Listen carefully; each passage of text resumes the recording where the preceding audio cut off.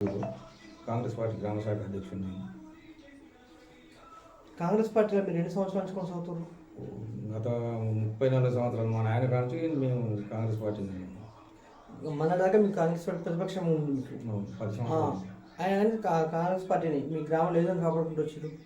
అది ఒకసారి కాంగ్రెస్ పార్టీ ఎమ్మెల్యేని గెలిపిస్తే అందపోయినా గత 10 సంవత్సరాల నుంచి ఎవరు లేకున్నా మేమే మెయింటైన్ చేసినాం, కష్టపడ్డాం. ఇవాళ కూడా కాంగ్రెస్ పార్టీని ఒక 60 పోలైన ఓట్లలో 60% ఏమో కాంగ్రెస్ పార్టీ పడేటుంది. గత ప్రభుత్వంలో సర్పంచ్ పాలన ఏ విధంగా ఉందండి? ఏమున్నాయి మీరు చూసారుగా, ప్రస్తుతం మా ఇంటి ముందే మోరు ఉంది, దాన్ని చేయించుకోలేని పరిస్థితులు ఏం చేస్తాం. గత 8 నెలల నుంచి చెప్పినా నేను ఒక్కరే కాదు, ఇంకా 2-3 అడిగినా కానీ స్పందనే లేదు. మీ ఊళ్ళో ప్రతి ఇంటికి త్రాగునీరు వస్తున్నాయి, మిషన్ భగీరథ వాటర్. ఒక రోజు ఉప్పు నీళ్ళు వస్తాయి, ఒక రోజు మంచి నీళ్ళు వస్తాయి. మిషన్ భగీరథ వాటర్ వస్తున్నాయా? ఇప్పుడు ఆడ లేదు, అన్ని దీన్ని కలిపారు దాన్ని కలిపారు, ఆగం చేసారు, ఏ చక్కగా అంటే వాటర్. మీ ఊళ్ళో డ్రైనేజ్ వ్యవస్థ పరిస్థితి చెప్పండి. డ్రైనేజ్ రోడ్లు ఈ రోడ్లు ఏం చేయడాక ఓపెన్ కనిపిస్తున్నాయి సార్, నేను చెప్పాల్సిన అవసరం లేదు. మీరు మమ్మల్ని అడిగి మళ్ళీ మా పార్టీ ఇప్పుడు ఒక రకంగా పార్టీ కదండి. మా సర్పంచ్ మా అభ్యర్థి మొన్న వచ్చింది సర్పంచ్ మీ దాంట్లోకి. అంతకుముందు అయితే కనిపిస్తూనే ఉంది ఆయన. గతంలో మీ పార్టీ నుంచి గెలిచిన చిరుమర్తి లింగయ్య బీఆర్ఎస్ పార్టీలకు పోయింది.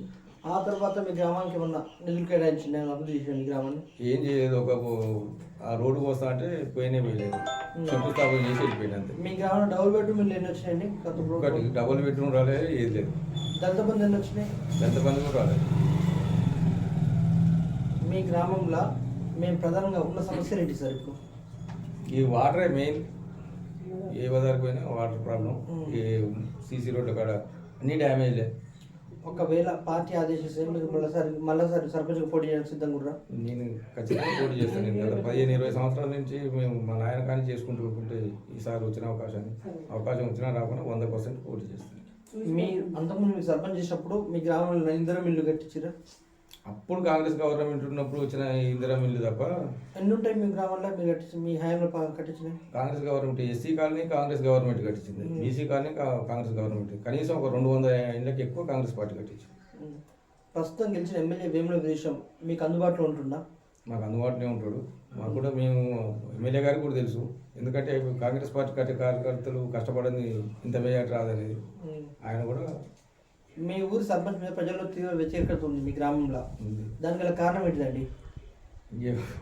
వ్యతిరేకత అంటే ఉంది, ఆయనే ఇప్పుడు మేము చెప్తే బాగుండదు సార్, వ్యవహారం కాదు. మీ గ్రామంలో వీధి లైట్ల పరిస్థితి ఎట్లుందండి? వస్తున్నాయి, వాళ్ళు మంచిగా వస్తున్నాయా? ఇప్పుడు రేపు ఒకవేళ మీరు సర్పంచ్గా గెలిస్తే మీ గ్రామాన్ని ఏ విధంగా అభివృద్ధి చేస్తారండి? నేను సర్పంచ్ గెలిస్తే ఫస్ట్ వాటరు, నెక్స్ట్ ఈరు టు పరడా ఒక రోడ్డు ఉంది, అది ఎమ్మెల్యే గారితో చేయించాలనుకుంటున్నాను.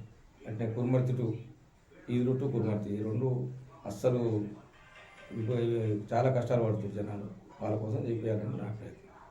చాలా మేజర్ గ్రామ పంచాయతీ, మీ గ్రామానికి వచ్చే రోడ్లు కరెక్ట్గా లేవు. దీన్ని అంతకు ముందుకు మీ ఎంపీగా ఉన్న ఇప్పుడు ప్రస్తుతం మంత్రి ఆయన దృష్టికి తీసుకెళ్ళారా మీరు ఏమన్నా? తీసుకెళ్ళిన ఎంపీ గారు కూడా 2-3 సీసీ రోడ్డు శాంక్షన్ చేయించాను.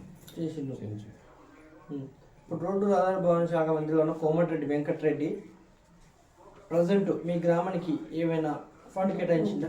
ఇప్పుడే కొత్త, మేము పోయి ఒక 2 టైమ్స్ వెళ్ళినాను. అంతకుముందు ఎంపీ కదండి మీకు?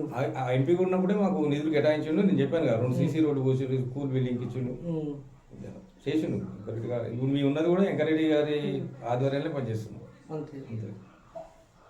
ప్రస్తుతం కాంగ్రెస్ పార్టీ పరిస్థితి మీ ఊళ్ళో ఏ విధంగా ఉందండి? మంచి పొజిషన్ ఉంది. మన ప్రజాపాలనలో మీ గ్రామం ప్రజాపాలన పైన స్పందన ఏంటి మీ గ్రామంలో? మంచిగానే ఉంది, అందరూ అడుగుతున్నారు. కాంగ్రెస్ పార్టీ వచ్చింది, మేము అందరికీ అన్ని పథకాలు అందుతున్నాయని చెప్తున్నాం. దాదాపుగా ఫస్ట్ నిరుపేద నుంచి అందాలని నా కోరిక, అంటే ప్రయారిటీ ఇస్తాను. నాకు వేరే అవకాశం వస్తే ఫస్ట్ పేదోడికి న్యాయం జరగాలి, అదే మనకు. కాంగ్రెస్ పార్టీ ప్రవేశపెట్టిన ఆ గ్యారంటీ స్కీమ్ ఉచిత బస్సు ప్రయాణం ప్రజల స్పందన ఏ విధంగా ఉంది? ఆల్రెడీ ఇంప్లిమెంట్ అయింది కదా అది. అవును, దాని ప్రజల స్పందన ఏ విధంగా ఉంది? మంచిగానే ఉంది. నేను కూడా ఆర్టీసీ బస్సులో పోయినా, ఉపయోగించుకుంటారు. ఆధార్ కార్డు కంపల్సరీ అయిపోయింది, సంతోషంగా ఉంది. అయితే మీరు రాబోయే సర్పంచ్ ఎలక్షన్ కానీ ఎంపీ ఎలక్షన్ కానీ ఉద్దేశించి మీ గ్రామ ప్రజలకు మీరు ఏం చెప్దాం అనుకుంటారు? వచ్చిన కాంగ్రెస్ పార్టీ అధికారంలో ఉంది, మీకు వచ్చే ప్రతి స్కీమ్, ఒకవేళ ఇండ్లు, పెన్షన్స్, ముఖ్యంగా రేషన్ కార్డు ఇవన్నీ ఊళ్ళో అందరికీ పేదవారికి అందే ఏర్పాటు చేయాలని 100% ఎంతమంది నిరుపేదలు అవుతుండ్రో ఎవరైతే అర్హులు ఉండరో వాళ్ళకి గ్యారంటీ ఇవ్వాలని కొట్లాడతారు.